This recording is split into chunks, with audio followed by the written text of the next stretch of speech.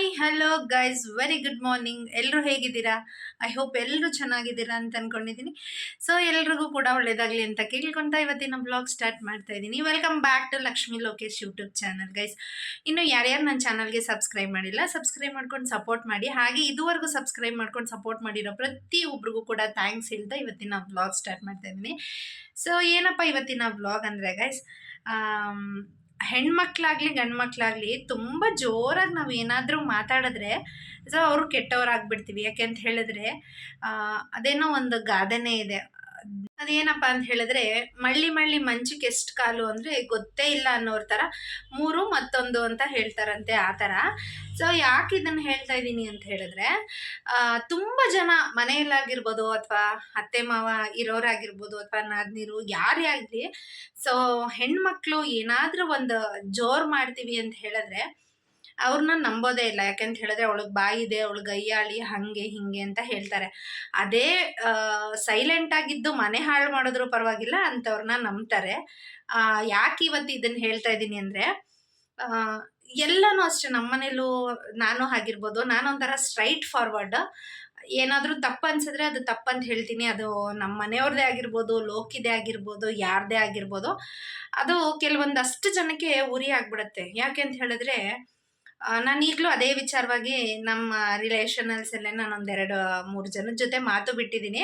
ನಾನು ಹಿಂದಿನ ಬ್ಲಾಗಲ್ಲಿ ನಿಮ್ಮ ಜೊತೆ ಶೇರ್ ಮಾಡಿದ್ದೆ. ನಾನು ಅವ್ರ ಮನೇಲಿ ಇದ್ದೆ, ಸೊ 4,000 ರೂಪಾಯಿ ಕದ್ದಿದ್ದೀನಿ ಅಂತ ಹೇಳಿದ್ರು ಅಂತ ಹೇಳಿ. ಸೊ ಅವ್ರ ಹತ್ರ ನಾನು ಮಾತು ಬಿಟ್ಟಿದ್ದೀನಿ, ಎಲ್ಲ ಬಿಟ್ಟಿದ್ದೀನಿ. ಹಾಗೆ ಸ್ಟ್ರೈಟ್ ಫಾರ್ವರ್ಡ್ ಆಗಿ ಇರೋದೇ ತಪ್ಪ ಅಂತ ಅನ್ಸ್ಬಿಡುತ್ತೆ ನನಗೆ. ಯಾಕೆ ಹಂಗೆ ಹೇಳ್ತಾ ಇದ್ದೀನಿ ಅಂತ ಹೇಳಿದ್ರೆ, ನಾವು ಹೇಳಿರೋದೇ ಒಂದಾಗಿ ಹೇಳಿರ್ತೀವಿ, ಅವ್ರು ಅದನ್ನು ಇನ್ನೊಂದು ಥರನೇ ಹೇಳ್ತಾರೆ. ಯಾಕೆಂದರೆ ಅವ್ರು ಒಳ್ಳೆಯವ್ರಾಗಬೇಕಲ್ಲ, ಹಂಗೆ ಅದಕ್ಕೆ.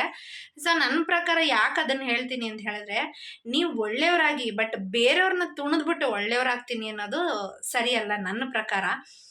ಒಬ್ಬರನ್ನ ಒಂದು ಹೆಸರು ತಗೋಬೇಕು ಅಂತ ಹೇಳಿದ್ರೆ, ಒಳ್ಳೆ ಹೆಸರು ತಗೋಬೇಕು ಅಂದರೆ ತುಂಬ ವರ್ಷನೇ ಆಗುತ್ತೆ. ಯಾಕೆ ಅಂತ ಹೇಳಿದ್ರೆ ಅವಳನ್ನ ನೋಡ್ತಾರೆ, ಅವಳನ್ನ ಜಡ್ಜ್ ಮಾಡ್ತಾರೆ, ಅವಳು ಯಾವ ರೀತಿ ಇರ್ತಾಳೆ, ಯಾವ ರೀತಿ ಸೊಸೆನಿ ಪಾತ್ರನ ವಹಿಸ್ತಾಳೆ, ಮನೆ ಜವಾಬ್ದಾರಿ ಯಾವ ಥರ ವಹಿಸ್ತಾಳೆ, ಹೆಂಡ್ತಿನ ಯಾವ ಥರ ಜವಾಬ್ದಾರಿ ವಹಿಸ್ತಾಳೆ, ತನ್ನ ಮಕ್ಕಳಿಗೆ ತಾಯಿ ಥರ ಯಾವ ಥರ ಇರ್ತಾಳೆ. ಸೊ ಇದಷ್ಟೂ ಕೂಡ ನೋಡಿನೇ ತನ್ನ ಸೊಸೆ ಒಳ್ಳೆಯವಳು ಅಥವಾ ನನಗೆ ಒಳ್ಳೆ ಸೊಸೆ ಸಿಕ್ಕಿದ್ದಾಳೆ, ನನಗೆ ಒಳ್ಳೆ ಹೆಂಡತಿ ಸಿಕ್ಕಿದ್ದಾಳೆ, ನನಗೊಳ್ಳೆ ಅಮ್ಮ ಸಿಕ್ಕಿದ್ದಾಳೆ ಅಂತ ಹೇಳೋಕ್ಕಾಗೋದು. ಈ ಮೂರನೇವ್ರು ಇರ್ತಾರಲ್ಲ, ಅವ್ರು ಒಂದು ಸ್ವಲ್ಪ ಮಸಾಲೆ ಹಾಕ್ತಾರೆ. ಅವಳು ಸಖತ್ತು ಬಾಯಿದೆ, ಅವಳು ಯಾರಿಗೆ ಮರ್ಯಾದೆ ಕೊಡ್ತಾಳೆ, ಅವಳು ಆ ಥರದವಳು ಈ ಥರದವಳು ಅಂತ. ಸೊ ಅಂಥವ್ರಿಗೋಸ್ಕರ ಈ ವಿಡಿಯೋ. ಸೊ ನೋಡಿ ಸ್ವಾಮಿ, ನಮಗೆ ನಿಮ್ಮಂಗೆ ಸೈಲೆಂಟಾಗಿದ್ದು ಮನೆ ಹಾಳು ಮಾಡೋ ಬುದ್ಧಿ ಇಲ್ಲ. ತಪ್ಪಾಗಿರಲಿ ಸರಿಯಾಗಿರಲಿ, ನೀನು ಒಳ್ಳೇದು ಮಾಡಿರಲಿ ನೀನು ಕೆಟ್ಟದ್ದು ಮಾಡಿರಲಿ, ಡೈರೆಕ್ಟಾಗಿ ಹೇಳೇ ನನಗೆ ಅಭ್ಯಾಸ. ಈ ವಿಡಿಯೋ ನೋಡಿದವ್ರಿಗೆ ಅರ್ಥ ಆಗಿರುತ್ತೆ ಯಾರಿಗೋಸ್ಕರ ಮಾಡ್ತಾಯಿದ್ದೀನಿ ಅನ್ನೋದನ್ನು. ಅವ್ರಿಗೆ ನಾನು ಹೇಳ್ದಂಗೆ ಅವ್ರಿಗೆ ಗೊತ್ತಾಗಿರುತ್ತೆ ಯಾರಿಗೋಸ್ಕರ ಮಾಡ್ತಾಯಿದ್ದೀನಿ ಈ ವ್ಲಾಗು ಅಂತ. ನೀನು ಒಳ್ಳೆಯವನಾಗಮ್ಮ, ಬೇಡ ಅನ್ನಲ್ಲ. ನಾನು ಆಗಲೇ ಹೇಳ್ದಂಗೆ ತುಳಿದ್ಬಿಟ್ಟು ಒಳ್ಳೆಯವಳಾಗ್ತೀನಿ ಅಂತ ಆಗಕ್ಕೆ ಹೋಗಬೇಡ. ಏಕೆಂದರೆ ಸತ್ಯಕ್ಕೆ ಯಾವತ್ತೇ ಇದ್ದರೂ ಜಯ ಸಿಕ್ಕೇ ಸಿಗುತ್ತೆ. ಆದರೆ ಸ್ವಲ್ಪ ತಡವಾಗಿ ಸಿಗ್ಬೋದು ಅಷ್ಟೇ. ನಾನು ನಮ್ಮ ಮನೇಲಿ ಏನು ಅಂತ ನಾನು ಪ್ರೂವ್ ಮಾಡ್ಕೊಂಡಿದ್ದೀನಿ, ನನಗೆ ಅಷ್ಟು ಸಾಕು. ಪ್ರಪಂಚಕ್ಕೆ, ಲೋಕಕ್ಕೆ, ನಿಮಗೆಲ್ಲ ನಾನು ಪ್ರೂವ್ ಮಾಡೋ ನೆಸೆಸಿಟಿ ಇಲ್ಲ. ನಮ್ಮ ಮನೇಲಿ ನನ್ನ ತಂದೆ ತಾಯಿ ಆಗಿರ್ಬೋದು ಅಥವಾ ನಾನು ಹೆಣ್ಣು ಕೊಟ್ಟಿರೋರ ಮನೇಲಾಗಿರ್ಬೋದು, ನನ್ನ ಗಂಡಂಗೆ, ನನ್ನ ಮಕ್ಕಳಿಗೆ ನಾನೇನು ಅನ್ನೋದು ಗೊತ್ತಿದೆ.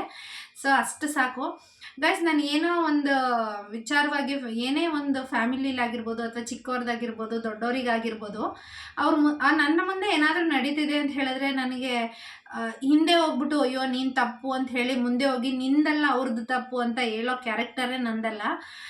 ಅವ್ರು 60 ವರ್ಷದವ್ರಾಗಿರ್ಬೋದು, 70 ವರ್ಷದವ್ರಾಗಿರ್ಬೋದು, ನಾನು ಏನೇ ಇದ್ರೂ ಸ್ಟ್ರೈಟ್ ಫಾರ್ವರ್ಡಾಗಿ ಹೇಳ್ತೀನಿ ನಿಮ್ಮದೇ ತಪ್ಪಿರೋದು ಅಂತ ಹೇಳಿ.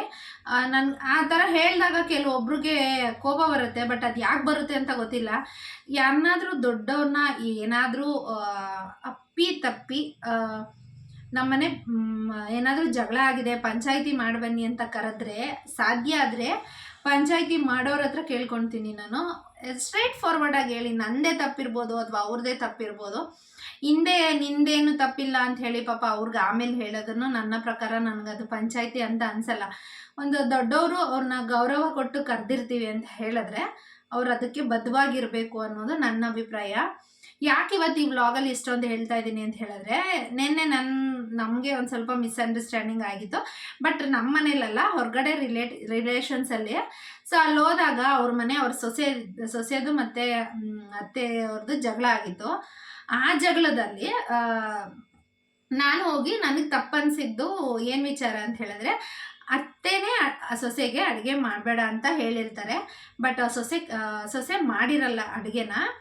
ಮಾವ ಬಂದಮೇಲೆ ಅತ್ತೆ ಮಾಡೋದನ್ನ ಮಾವ ನೋಡ್ತಾರೆ. ಯಾಕೆ ನೀನು ಮಾಡ್ತಾ ಇದೀಯ, ಅವ್ರು ಮಲಗಿದ್ದಾರೆ ಅಂತ ಕೇಳಿದಾಗ ಅವರು ನಿಜ ಹೇಳಬೇಕಾಗಿತ್ತು. ಇಲ್ಲ, ನಾನೇ ಮಾಡೋಕ್ಕೆ ಹೇಳಿದ್ದೆ, ಅದಕ್ಕೆ ಅವ್ರು ಬೇಡ ಅಂತ ಹೇಳಿದ್ಲು, ಅವಳು ಮಲಗಿದ್ದಾಳೆ ಅಂತ ಹೇಳಬೇಕಾಗಿತ್ತು. ಬಟ್ ಅವ್ರು ಹೇಳಿದ್ದು ಯಾವ ಥರ ಹೇಳಿದ್ರು ಗೊತ್ತಾ?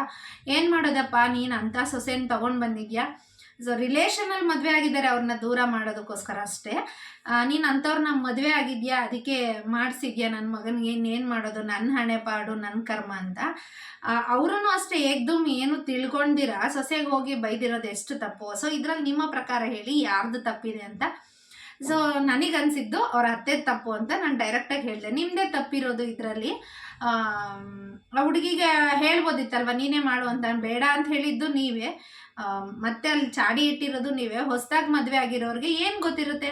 ಸೊ ಆ ಇಂಟೆನ್ಷನಲ್ಲಿ ನಾನು ಹೇಳಿದ್ದೆ, ನಾನು ಮಾಡ್ಕೊತಿದ್ದೀನಿ ಅಂತ ಹೇಳಿದರೆ ನಿಮ್ಮನ್ನು ನಾನು ನಿಜವಾಗ್ಲೂ ಖುಷಿ ಪಡ್ತಿದ್ದೆ. ನಿಮ್ಮ ತಪ್ಪಿಟ್ಕೊಂಡು ಅವಳಿಗೆ ಏನು ಬಯಸ್ತಿದ್ದೀರಾ ಅಂತ ಹೇಳಿದೆ.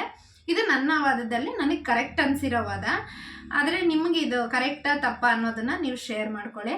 ಸೊ ಅಲ್ಲಿ ಬಂದಿರೋರು ಒಂದು ಸ್ವಲ್ಪ ಜನ ಹೌದು ಅಂತ ಹೇಳಿದ್ರು, ಇನ್ನೂ ಸ್ವಲ್ಪ ಜನ ಅತ್ತೆ ಏನೋ ಬೇಡ ಅಂತ ಹೇಳ್ತಾಳೆ, ನೀನು ಸೊಸೆ ಅಲ್ವಾ, ನೀನು ಹೋಗಿ ಮಾಡಬೇಕಾಗಿತ್ತು, ನೀನು ಹೆಂಗೆ ಅತ್ತೆ ಕೈಯಲ್ಲಿ ಮಾಡಿಸ್ತೆ ಅಂತ ಕೇಳ್ತಾರೆ.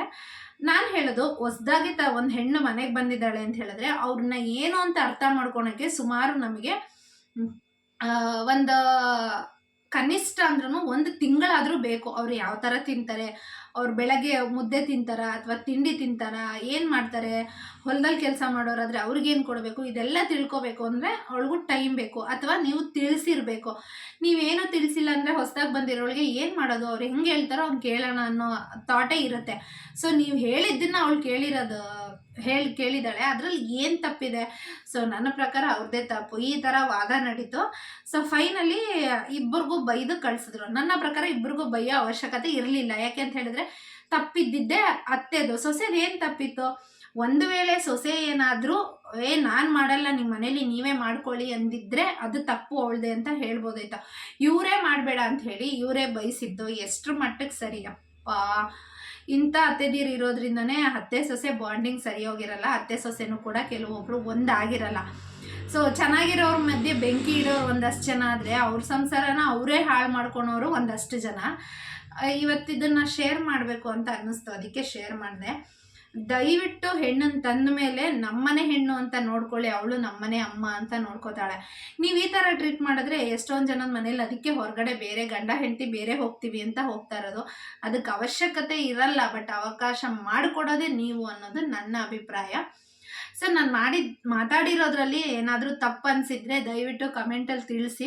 ಸೊ ನನಗೆ ಗೊತ್ತಿರೋ ಅಷ್ಟು ನಾನು ಹೇಳ್ಕೊಂಡಿದ್ದೀನಿ, ನನಗೆ ಗೊತ್ತಿರೋ ಅಷ್ಟು ನಾನು ಸರಿ ತಪ್ಪನ್ನ ಜಡ್ಜ್ ಮಾಡ್ಕೋತೀನಿ. ನಮ್ಮ ಮನೇಲಿ ಯಾವುದೇ ರೀತಿ ಜಗಳ ಆದರೂ ಒಂದು ದಿನ ಮಾತು ಪರವಾಗಿಲ್ಲ, ನಾವು ಸಾಲ್ವ್ ಮಾಡ್ಕೊತೀವಿ ಹೊರತು 4ನೇವ್ರನ್ನ ಕರ್ಕೊಂಬರೋದು ನನಗಿಷ್ಟ ಇಲ್ಲ. ಸೊ ನನಗದು ಬೇಕಾಗೂ ಇಲ್ಲ. ನಾನು ಲೋಕಿನೂ ಜಗಳ ಆಡ್ತೀವಿ, ಆಡಲ್ಲ ಅಂತ ಹೇಳಲ್ಲ. ಬಟ್ ನಮ್ಮ ಜಗಳ ಏನು ಒಂದು ದಿನ ಮುನ್ಸ್ಕೊಂಡ್ರೆ ಆಮೇಲೆ ಅವನೇ ಮಾತಾಡ್ಸೋದಾಗಲಿ ಅಥವಾ ನಾನೇ ಮಾತಾಡ್ಸೋದಾಗಲಿ ಮಾಡಬೇಕಾಗತ್ತೆ. ಯಾಕೆಂದರೆ ಮಕ್ಕಳಿರ್ತಾರೆ, ಮಕ್ಳಿಗೆ ಏನಾದರೂ ಬೇಕು ಅಂದರೆ ನಾನು ಲೋಕಿನ ಕೇಳಬೇಕಾಗತ್ತೆ, ಅಥವಾ ಲೋಕಿಗೆ ಏನಾದರೂ ಬೇಕು ಅಂದರೆ ನನ್ನ ಕೇಳಲೇಬೇಕಾಗಿರುತ್ತೆ. ಸೊ 4ನೇವ್ನು ಬಂದು 4 ಜನಕ್ಕೆ ಗೊತ್ತಾಗೋ ಬದಲು ನಾವೇ ಸರಿ ಮಾಡ್ಕೊಳೋದು ಒಳ್ಳೆಯದು ಅನ್ನೋದು ನನ್ನ ಅಭಿಪ್ರಾಯ. ಸೊ ಗೈಸ್, ಇವತ್ತಿನ ವಿಡಿಯೋ ಇಷ್ಟ ಆಗಿದ್ರೆ ಲೈಕ್ ಮಾಡಿ, ಶೇರ್ ಮಾಡಿ. ಹಾಗೆ ಇನ್ನೂ ಯಾರ್ಯಾರು ನನ್ನ ಚಾನಲ್ನ ಸಬ್ಸ್ಕ್ರೈಬ್ ಮಾಡಿಲ್ಲ ಸಬ್ಸ್ಕ್ರೈಬ್ ಮಾಡ್ಕೊಳ್ಳಿ. ನಾನು ಮಾತಾಡಿರೋದ್ರಲ್ಲಿ ಯಾರಿಗಾದರೂ ಹರ್ಟ್ ಆಗಿದ್ರೆ ದಯವಿಟ್ಟು ಕ್ಷಮಿಸಿ. ಬಾಯ್, ಟೇಕ್ ಕೇರ್ ಗೈಸ್. ಇದೇ ರೀತಿ ಸಪೋರ್ಟ್ ಮಾಡ್ತಾಯಿರಿ.